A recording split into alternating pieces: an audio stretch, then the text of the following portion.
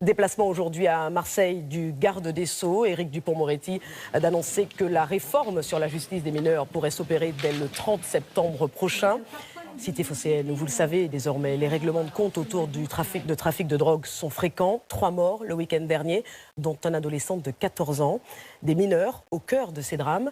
L'un d'entre eux témoigne ce soir. Immersion à la cité des Marronniers, encore endeuillée, avec Nathalie Pérez et Thomas Cuny.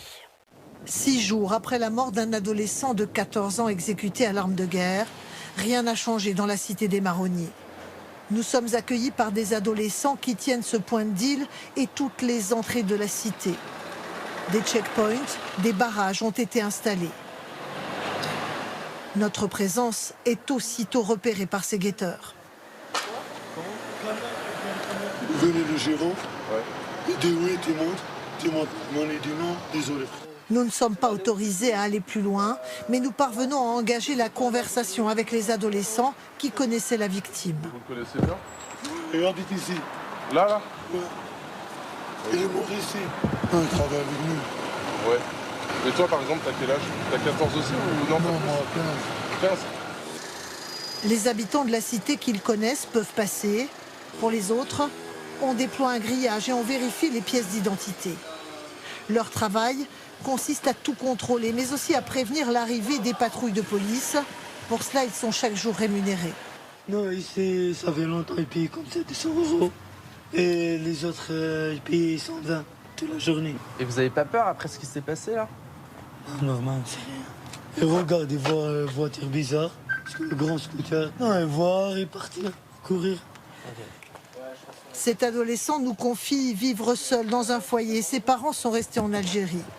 Des mineurs isolés en rupture familiale ou scolaire, c'est exactement le profil recherché par les trafiquants de drogue, comme nous l'affirme ce policier.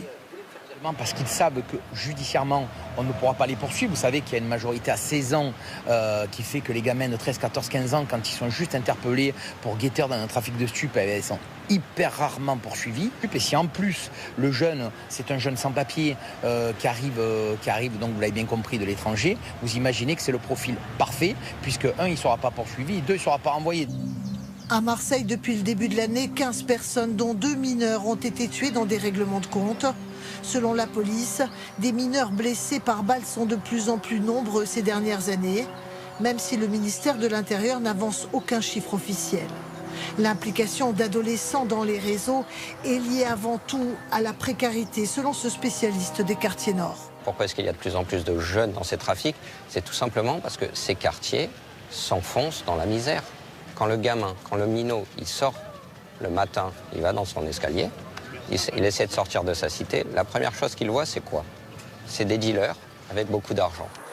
Aujourd'hui à Marseille, dans les quartiers nord, un point de deal rapporte de 30 000 à 60 000 € par jour, un trafic qui fait vivre des familles entières.